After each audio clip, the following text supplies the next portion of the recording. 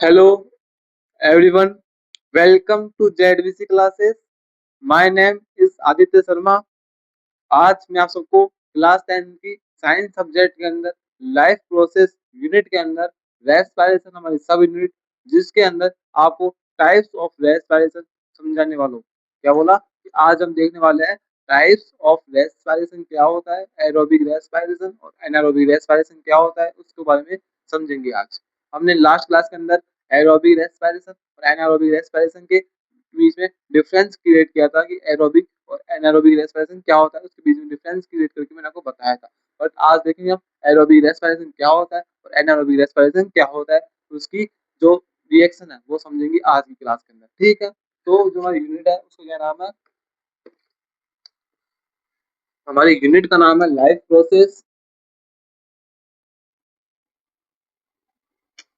Life process, ठीक है। Life process के अंदर हम देखने वाले आज types of respiration. Types of respiration,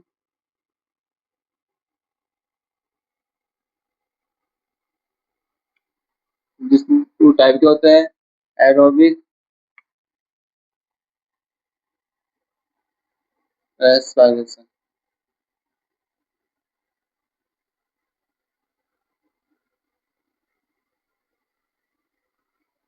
और एनारोबिक रेस्पिरेशन।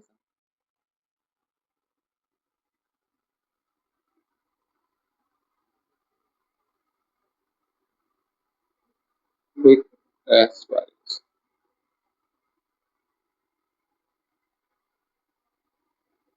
ठीक है। हमारा जो रेस्पिरेशन है वो टू टाइप का होता है, एरोबिक और एनारोबिक। ठीक है, क्लियर है? फिर मैंने आपको लास्ट क्लास के अंदर समझा दिया था। अब मुझे बताओ कि एरोबिक रेस्पिरेशन और एनारोबिक रेस्पिरेशन क्या होता है। एरोबिक रेस्पिरेशन के अंदर क्या होता है? ऑक्सीजन प्रेजेंट होती है, ऑक्सीजन प्रेजेंट। ठीक है, क्लियर है? Right, oxygen absent.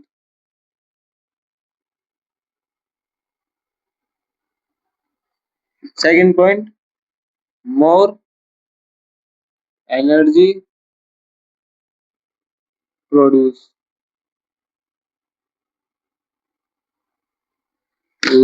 लेस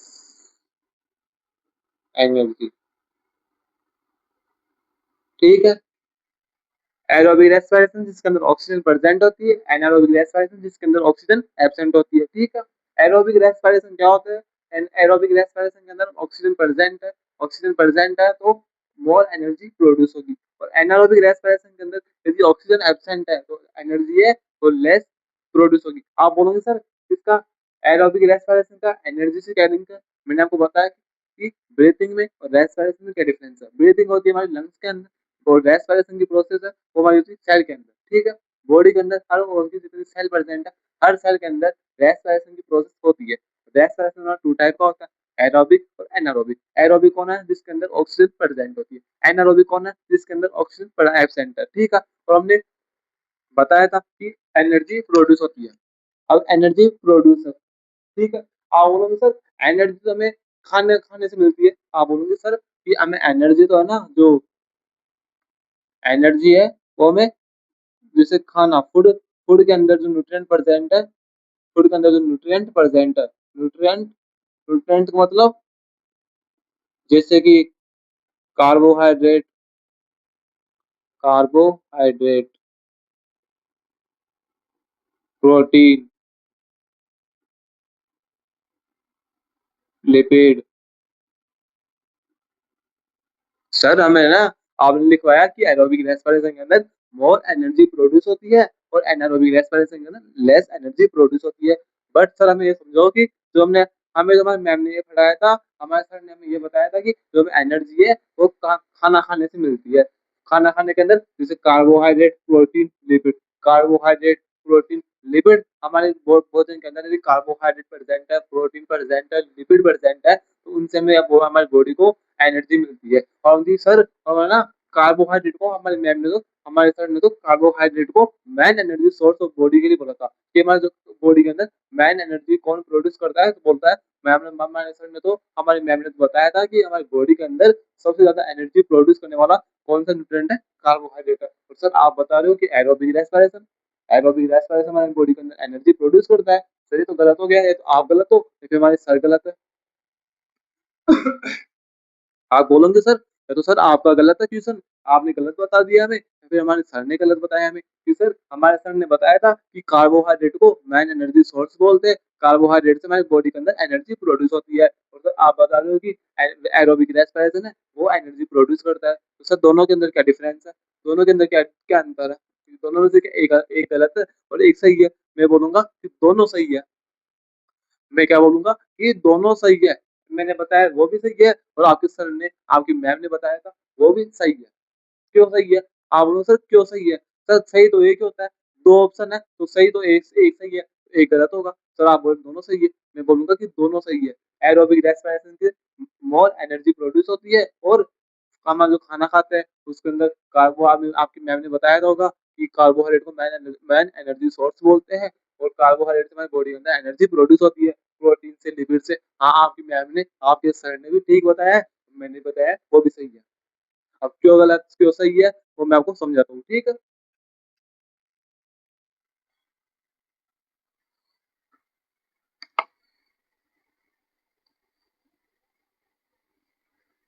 आपकी मैम ने, सर ने बताया होगा कि हम जो खाना खाते हैं, हम जो खाना खाते हैं उसके अंदर कार्बोहाइड्रेट प्रेजेंट है। एग्जाम्पल के तौर पर ले लिया कि हमारी बॉडी के अंदर कार्बोहाइड्रेट, खाना खाने के अंदर रोटी के अंदर कार्बोहाइड्रेट प्रेजेंट है, ठीक है।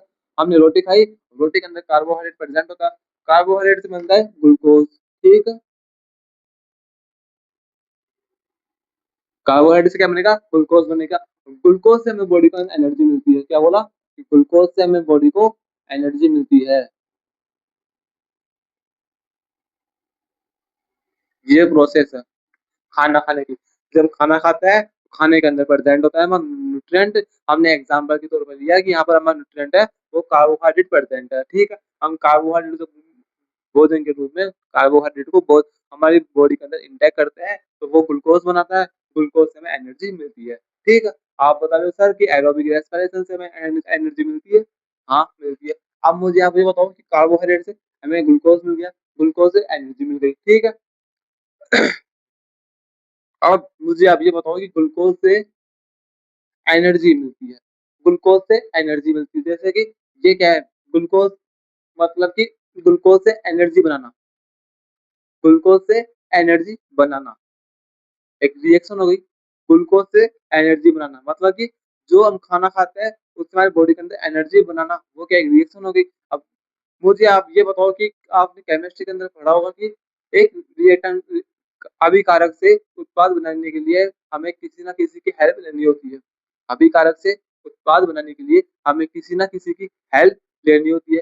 जैसे कि हमने ग्लूकोज से एनर्जी बनाना है, ग्लूकोज से एनर्जी डायरेक्ट नहीं बनने वाली, ग्लूकोज से एनर्जी डायरेक्ट नहीं बनेगी। ग्लूकोज से एनर्जी बनाने के लिए हमें किसी ना किसी की हेल्प लेनी होगी। तो हम ग्लूकोज से एनर्जी बनाने के लिए एरोबिक रेस्पिरेशन के अंदर ऑक्सीजन का ऑक्सीजन का ऑक्सीजन की हेल्प लेते हैं। यदि ऑक्सीजन ऑक्सीजन प्रेजेंट है, ग्लूकोज के एनर्जी बनाने के लिए हमें किसकी हेल्प लेनी है? ऑक्सीजन की हेल्प लेनी होती है। क्या बोला? कि हमें किसी अभिकारक से उत्पाद बनाना हो तो हम किसी ना किसी की हेल्प लेते हैं, ठीक है। हमें यहाँ कभी आप अनजान शहर में जाते हो तो आप, आपको किसी, जहाँ आपको जाना है, जहाँ पर बोला कि आपने, जहाँ आपने सोच के आया था कि आप मुझे वहां जाना है, तो आप वहां जाने के लिए क्या करते हो? किसी न किसी से पूछते हो, एड्रेस लेते हो, किसी की हेल्प लेते हो, ठीक है। उसी तरह अभिकारक से उत्पाद बनाने के लिए हम किसी न किसी की हेल्प लेते हैं। तो ये क्या है? ग्लूकोज क्या हमारा अभिकारक है, एनर्जी क्या है? उत्पाद है। अभिकारक से उत्पाद बनाना है तो किसी न किसी की हेल्प लेनी होगी। हेल्प किसकी लेते हैं? ऑक्सीजन की। ऑक्सीजन प्रेजेंट होगी तो हमारे ग्लूकोज से एनर्जी बनाना, वो ग्लूकोज से एनर्जी बनेगी और बॉडी को एनर्जी प्रोड्यूस होगी। यदि ऑक्सीजन एब्सेंट है तो ऑक्सीजन एब्सेंट है, ग्लूकोज से एनर्जी नहीं बनेगी, एनर्जी लेस एनर्जी प्रोड्यूस होगी। तो आपको समझ में आया? एरोबिक रेस्पिरेशन, एरोबिक रेस्पिरेशन कहाँ होता है? हमारा सेल के अंदर होता है, ठीक है। हमारा जो एरोबिक रेस्पिरेशन है वो कहाँ होता है? सेल के अंदर होता है। ग्लूकोज से एनर्जी बनाने की प्रोसेस कहाँ होती है? जिस प्रोसेस में हमारे सेल के अंदर होती है। कहाँ होती है? सेल के अंदर होती है, ठीक है। दोनों प्रोसेस हमारे सेल के अंदर होती है। जब ग्लूकोज से एनर्जी बनाना है तो हमें किसी ना किसी की हेल्प लेनी होगी। किसकी हेल्प लेते हैं? हम लेते हैं ऑक्सीजन की। यदि ऑक्सीजन प्रेजेंट है, ऑक्सीजन प्रेजेंट है तो एनर्जी बन जाएगी। मोर एनर्जी प्रोड्यूस होगी। यदि ऑक्सीजन एब्सेंट है तो एनर्जी नहीं बनेगी, लेस एनर्जी प्रोड्यूस होगी। तो मैंने क्या बताया कि हम जो खाना खाते हैं, आपके सर ने बताया था, आपके सर ने मैम ने बोला था कि हम जो खाना खाते हैं, खाना खाने से हमें एनर्जी मिलती है।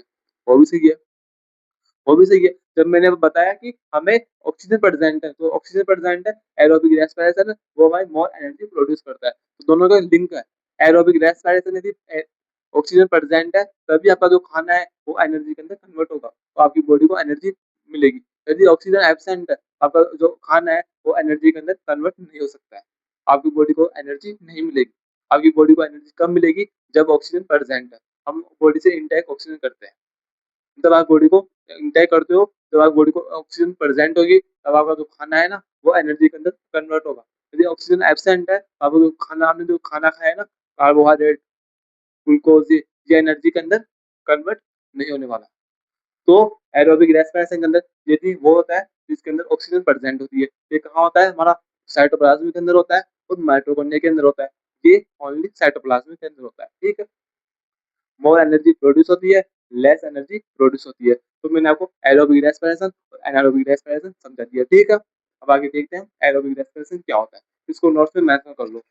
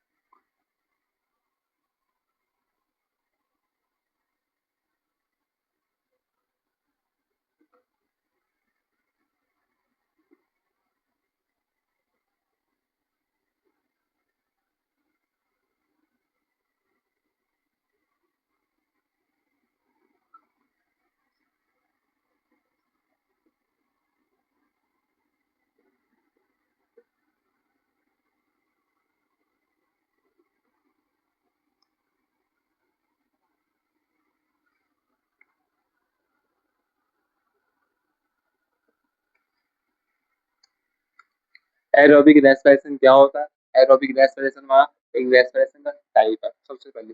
दूसरा, ऑक्सीजन प्रेजेंट होती है, ठीक है, मोर एनर्जी प्रोड्यूस होती है, ठीक है। उसके बाद it's occur in cytoplasm and mitochondria. हमारा जो एरोबिक रेस्पिरेशन है वो कहाँ पर होता है? साइटोप्लाज्म के अंदर होता है और माइटोकॉन्ड्रिया के अंदर होता है, ठीक है। और मोर एनर्जी प्रोड्यूस होती है इसके अंदर, और ऑक्सीजन प्रेजेंट होती है, और रेस्पिरेशन का टाइप है, ठीक है। क्लियर है? ये सब मैंने आपको समझा दिया है, हर एक पॉइंट को मैंने आपको समझा दिया है, क्लियर कर दिया है। और उसको मैंने आपको लास्ट क्लास में समझाया, आज वापस समझाने की कोशिश करो, क्योंकि काफी काफी कॉम्प्लेक्स है, हर बच्चे को समझ में नहीं आता है कि एरोबिक एरोबिक एनारोबिक क्या होता है, रेस्पिरेशन क्या होता है।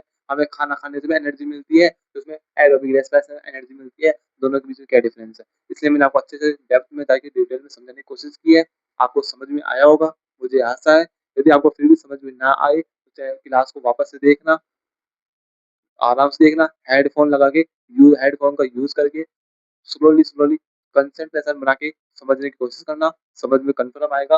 फिर भी समझ में ना आए, कोई कॉन्सेप्ट दिमाग में आए, तो मुझे कमेंट सेक्शन में कमेंट करके आप पूछ सकते हो, ठीक है। आप इसको नोट्स में मेंशन करो पहले।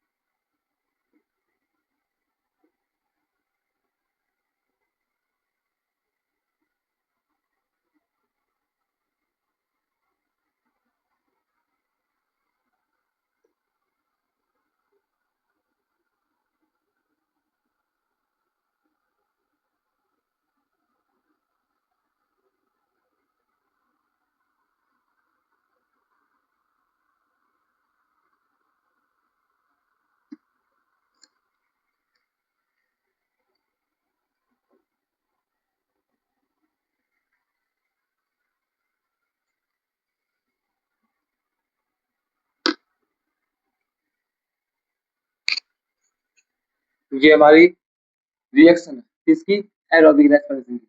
ये हमारी एरोबिक रेस्पिरेशन की रिएक्शन है जो आपको याद करनी है, एग्जाम के अंदर लिख के आना है। एग्जाम के अंदर एग्जामिनर बोले ना बोले आपको ये रिएक्शन लिख के आना है एग्जाम के अंदर। क्या बोला कि ग्लूकोज, ग्लूकोज कहाँ से आया, हमने खाना खाया, खाना खाने के बाद खाने के अंदर क्या प्रेजेंट है, कौन सा न्यूट्रिएंट प्रेजेंट है, कार्बोहाइड्रेट प्रेजेंट है, ठीक है।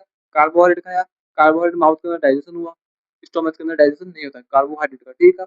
स्मॉल इंटेस्टाइन के अंदर कार्बोहाइड्रेट, कार्बोहाइड्रेट का डाइजेशन हुआ कंप्लीट, ठीक है। उसके बाद हमारा कार्बोहाइड्रेट है वो उसका एब्जॉर्प्शन हुआ किसके अंदर, ब्लड वेसल्स के अंदर, उसका ब्लड वेसल में डाला गया, वो क्या हुआ, उसका डाइजेशन होने के बाद कार्बोहाइड्रेट में मिला ग्लूकोज, ग्लूकोज ग्लूकोज के अंदर कौन प्रेजेंट है हमारा, ग्लूकोज क्या हमारे फूड पार्टिकल है, कौन कौन है, फूड पार्टिकल, ठीक है। मैंने आपको बताया था, आपकी सरने में हमने बताया था कि खाना खाने से एनर्जी मिलती है, ठीक है। तो ग्लूकोज के अंदर कौन प्रेजेंट है, खाना प्रेजेंट है। ग्लूकोज कहाँ से है, कार्बोहाइड्रेट से। कार्बोहाइड्रेट क्या है, हमारा फूड पार्टिकल का एक न्यूट्रिएंट है, ठीक है। फूड से कार्बोहाइड्रेट, कार्बोहाइड्रेट से हमें ग्लूकोज मिला। ग्लूकोज के अंदर कौन प्रेजेंट है, रोटी प्रेजेंट है। समझ लो कि रोटी का ही ना, तो उस रोटी का हमने धीरे धीरे ब्रेक डाउन करके उसका डाइजेशन करने के बाद हमें जो main last and product product मिला वो है ग्लूकोज, ग्लूकोज बोलते हैं उसको, ठीक है। मानना है आपको, है ना, ठीक है। तो उसके बाद हमने क्या किया कि ग्लूकोज से ग्लूकोज बन गया।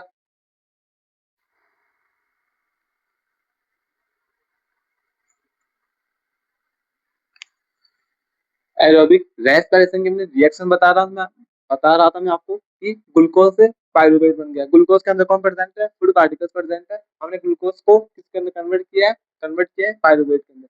पायरुवेट के अंदर कन्वर्ट कैसे हुआ आप समझ नहीं पाओगे क्योंकि काफी काफी कॉम्प्लेक्स है। इसके अंदर इस प्रोसेस को बोलते हैं ग्लाइकोलाइसिस, 10 स्टेप प्रोसेस है। इसके अंदर glucose glucose glucose 6 phosphate, fructose 6 phosphate, fructose से फ्रक्टोज 1 6 बाइफॉस्फेट, फिर धाप, फिर आगे काफी सारे, काफी लंबी रिएक्शन है, काफी काफी 10 स्टेप की प्रोसेस होती है जो आपको समझने में काफी डिफिकल्ट आएगी, ठीक है।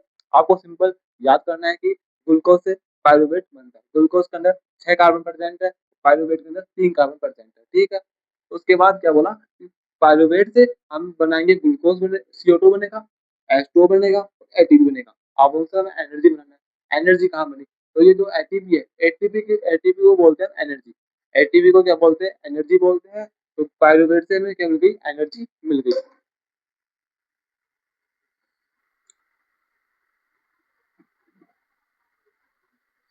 एटीपी से हमें, एटीपी को क्या बोलते हैं, एनर्जी बोलते हैं। तो क्या बोला कि ग्लूकोज से पायरुवेट बना है जो कहाँ पर होता है हमारा, साइटोप्लाज्म के अंदर होती है। ये प्रोसेस है ग्लूकोज से पायरुवेट बनने की प्रोसेस कहाँ होती है, साइटोप्लाज्म के अंदर होती है। 10 स्टेप की प्रोसेस होती है ना। उसके बाद पायरुवेट से हमें बनाना है CO, पायरुवेट से बनता है CO2, H2O और एटीपी। एटीपी होती है जो एनर्जी प्रोवाइड करवाती है बॉडी को। ये प्रोसेस कहाँ होती है, माइटोकॉन्ड्रिया के अंदर होती है। आपको ये प्रोसेस याद करनी है, ये रिएक्शन आपको याद करनी है कि ग्लूकोज से पायरुवेट बनाना है। पायरुवेट से बनने के बाद ये प्रोसेस है ग्लूकोज से पायरुवेट, ये प्रोसेस होती है हमारे साइटोप्लाज्म के अंदर जिसको बोलते हैं ग्लाइकोलाइसिस प्रोसेस। ग्लाइकोलाइसिस प्रोसेस के अंदर 10 स्टेप प्रोसेस बोलते हैं, ठीक है। पायरुवेट से CO2 H2O और एटीपी बनता है। ये प्रोसेस होती है हमारी माइटोकॉन्ड्रिया के अंदर। एटीपी की फॉर्म को बोलते हैं एनर्जी बोलते हैं। ये टोटल प्रोसेस रिएक्शन है जो आपको याद करनी है। एरोबिक रेस्पिरेशन हमारा कंप्लीट हो गया यहाँ पर।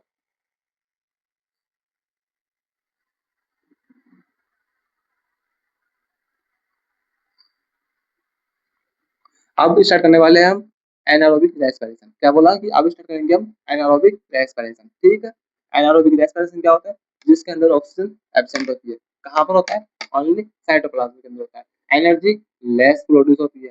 समझ में आ गया ना, सब याद है आपको क्योंकि मैंने आपको सब क्लियर कर दिया पहले ही। तो अब सिर्फ लिखने का काम करेंगे, हम समझ चुके हैं पहले ही कि एनारोबिक रेस्पिरेशन क्या होता है। Anaerobic, anaerobic respiration, anaerobic respiration जिसके अंदर देखेंगे हम, मैंने क्या बताया आपको कि इसके अंदर ये कहाँ पर होता है हमारा, इस टाइप ऑफ रेस्पिरेशन, किसका टाइप है, रेस्पिरेशन का टाइप होता है, ठीक है। उसके बाद it's occur in cytoplasm, occurring cytoplasm, only कहाँ होता है? साइटोप्लाज्म के अंदर होता है। It is also known as fermentation.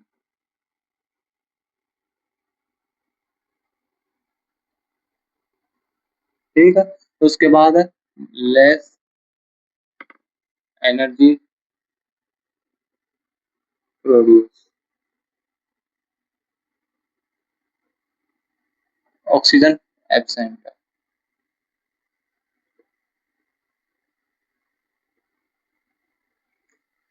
Anaerobic respiration क्या होता है हमारा? इस टाइप ऑफ रेस्पिरेशन, हमारा रेस्पिरेशन का टाइप होता है। इट्स अकर इन साइटोप्लाज्म, ये साइटोप्लाज्म के अंदर होती है प्रोसेस।